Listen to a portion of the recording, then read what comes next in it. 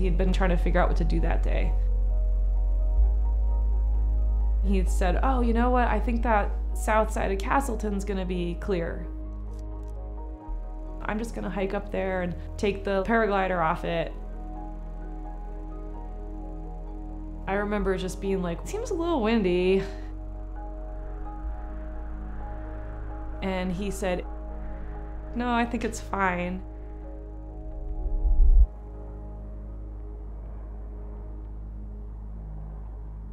This accident wasn't going to be the end of my ability to do what I want to do.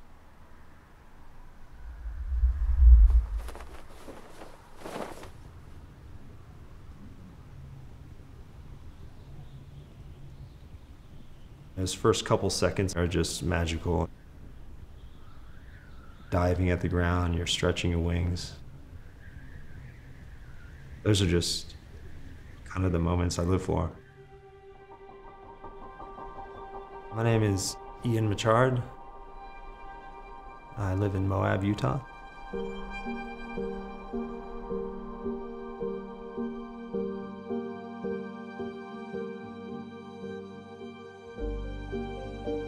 It's the transition into flight. That moment where you fully commit to it.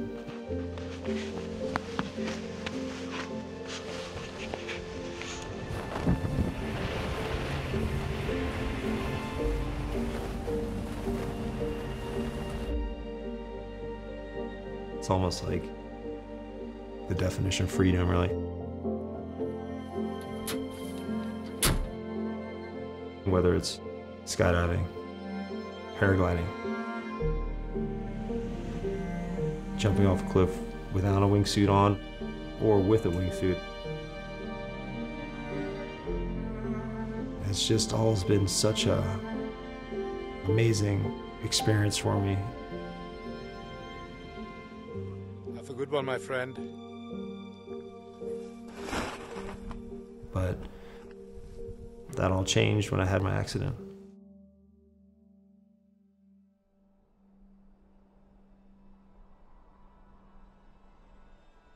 It was a nice day. He was just like, I need to go burn off some energy. I'd never actually flown off of Castleton before. My plan was to hike up the mountain and find a launch point.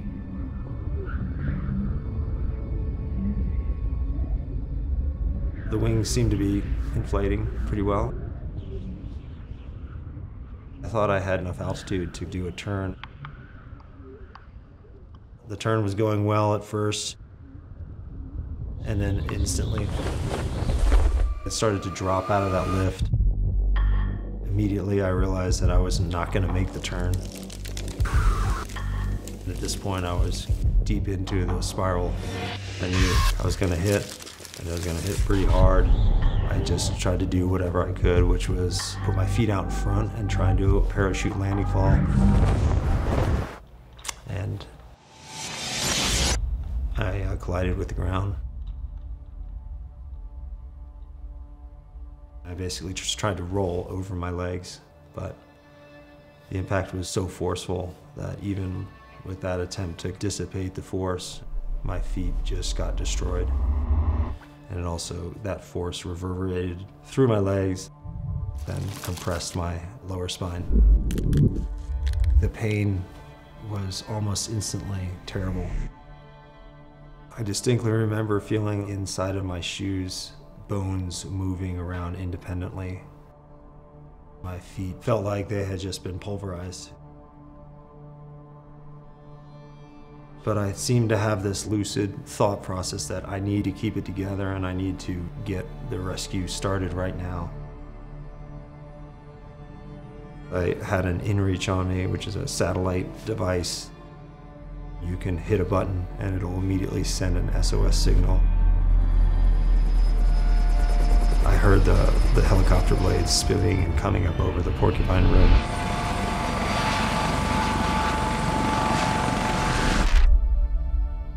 I remember landing at the first hospital. I remember the room. I remember people discussing the x-rays. I remember Steph being there. When we got to the hospital in Junction, that's the first time I saw him.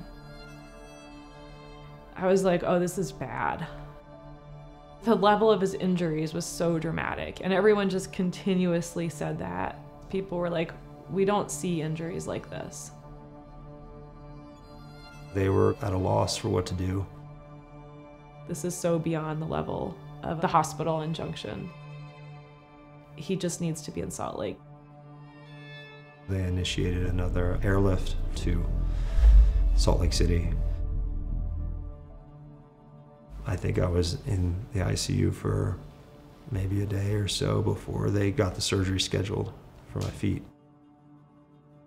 At this point, I had a back surgery as well. I had my L5 fused. They had done their best to get my feet into a condition that resembled what my feet were looking like before the accident.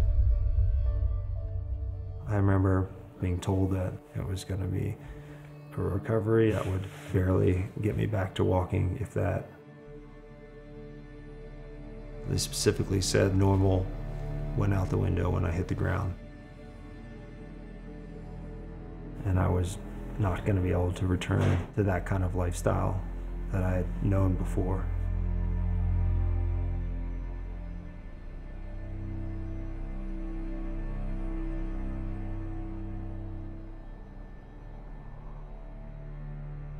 And we were really happy to get home. The uncertainty, I think, was one of the hardest parts. You know, in the beginning when he was very hurt, we were kind of getting the more like, you're gonna be lucky to walk around your house. It's gonna be really a big deal if you can walk around a store. The people around me, specifically Steph, were struggling with that really hard. Steph and I's lifestyle together was just so intertwined with the activities we like to do. Again, you got this guy that's like this world-class athlete. Now he's on a sofa with giant casts on his legs, and everybody's like, I don't know how this is gonna turn out for you. Some of the information I really wish doctors had said is that, you know, you are in a terrible situation, but we've seen humans through their willpower do miraculous things and overcome odds that we never thought possible. That would have been a totally different conversation than to say, we're looking at your feet and you're never gonna walk again.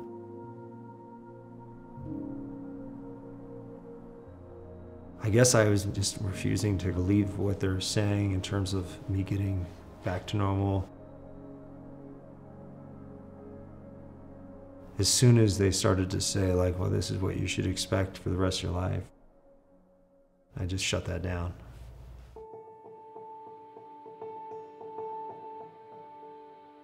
Ian's a problem solver. That's where he goes with things. But there were a lot of problems to be solved. I knew I had a long waiting period. I was going to be in cast for 4 months. The doctors were telling me I would never walk again. And I started to think, do I need to actually be able to use my feet to walk? For me, it was more just the functional nature of being able to be mobile. I started looking around on eBay for these hand bikes. And then next thing you know, that was the first time I was able to leave the house. And then it was like, how could, you know, I go to the store by myself? And so we rigged up the wheelchair to pull it behind and everything. And the first time he was just out on the street with the whole train, you know, I was like, this is amazing. Eventually, 4 months in, I was able to get out of the hard casts. I was able to get into these really padded boots. I felt like I could contemplate walking. I went to a PT really early on up in Salt Lake, and he actually encouraged me to stand up and start weighting my feet for the first time. And I was actually able to continue on thinking about different activities that I wanted to get into. And probably the first one that I started thinking about was kayaking. I did start kayaking when I was quite young, but I hadn't really stuck with it. It's a nice little rapid. I felt like I was starting to get back into some extreme sports. I did need a lot of assistance getting down to the water, but once I was on the water, it was amazing. It also helped me rekindle a friendship of mine.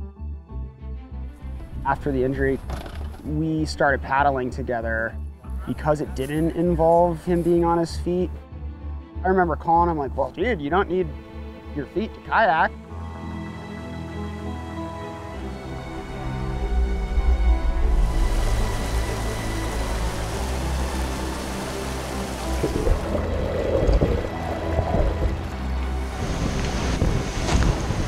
Oh yeah. 6 months since I said I would never walk again. Here we are. Here I could get my feet out of the equation and focus in on learning a new sport and getting good at it, progressing in it.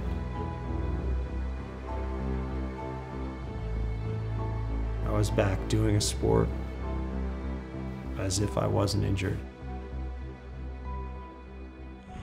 Next adventure. Woo! Roll. But I didn't want to be on the river all the time. Another sport that I had done when I was younger was mountain biking. At this point, I could walk fairly well.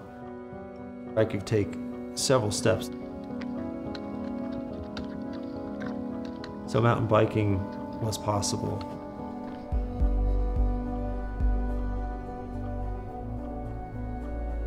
It became therapeutic in the fact that my legs and my feet and ankles would actually get into a nice flow without a lot of impact on them.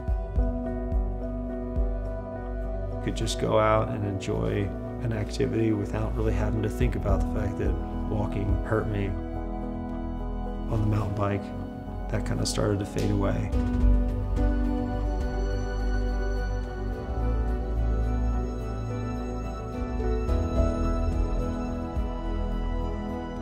These sports that I did in the past but didn't really have a huge passion for became really important for me in my recovery, in that I started to feel on the same playing field as everyone else.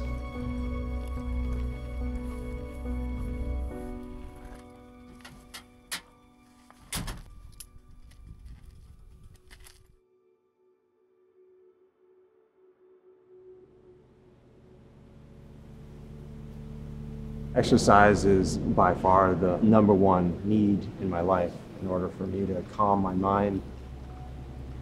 I notice almost instantly if I go a day without exercising, I see anxiety creeping in, I see depression a little bit, so just getting out and exercising is so important to me. It's like basically my lifeline to feeling happy and healthy in my life.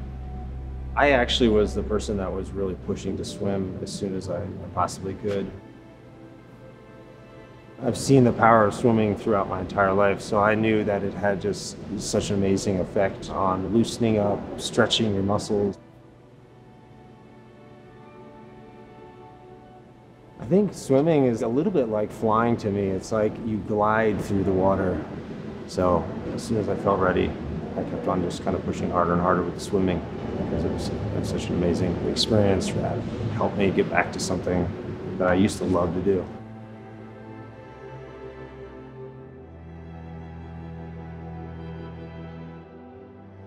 Ian is really brave. And I don't mean reckless brave, I just mean not a lot scares him. I know I really struggled with all this uncertainty and fear, but it doesn't bother him.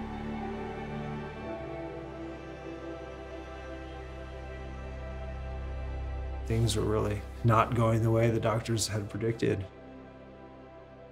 It felt like there was a chance for me to get back everything that I've always loved to do. Actively getting back to one of my main passions that had been there for the last decade of my life felt like maybe it was in reach. Always the big looming thing was like, can he wingsuit base jump again? was a little bit of doubt about how long it had been since I'd flown. It was the hardest thing to reach because of having to walk up the hill with that stuff on your back. And then having to push correctly off the edge with your feet, and then having to point your feet to fly. But he just needed to know. He just needed to know, I can do this.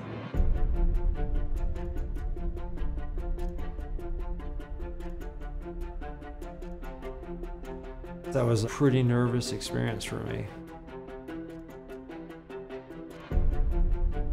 I started to kind of question whether I was gonna remember what I was doing there. But eventually I convinced myself to not really think about it too much, knowing that when I pushed off, I would know what I'm doing.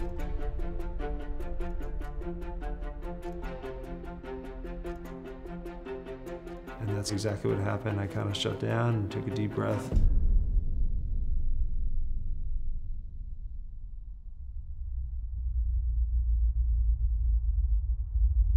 As soon as my feet left the cliff,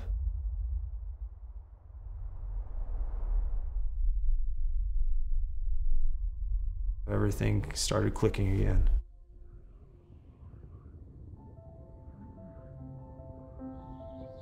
It just felt like I was home.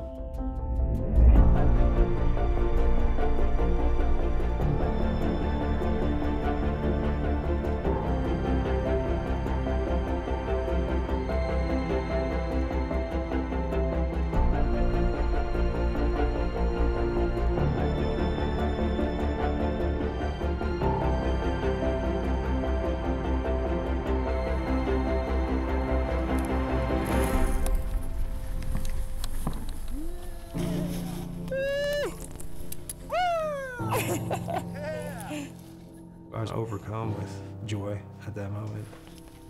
How does that feel? Woo! Man, it's so incredible to fly. Have it go off without really feeling like it was that big of a deal was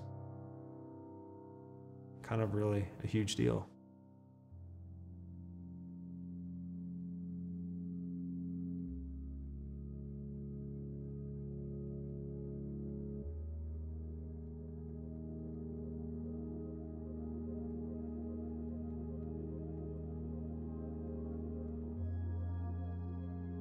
People have overcome extreme odds and have gone way farther than doctors have ever imagined. Something that I sought out was to hear about recovery stories.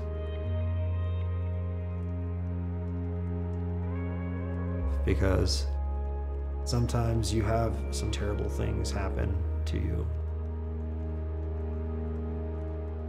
And it's important to understand that there have been people that have ventured down that path before. Sometimes the mind can dictate how far the recovery would go. If you have the narrative in your mind that you're going to get to where you want to be, then that's probably going to come true. It's the story you're telling yourself that's the most important one.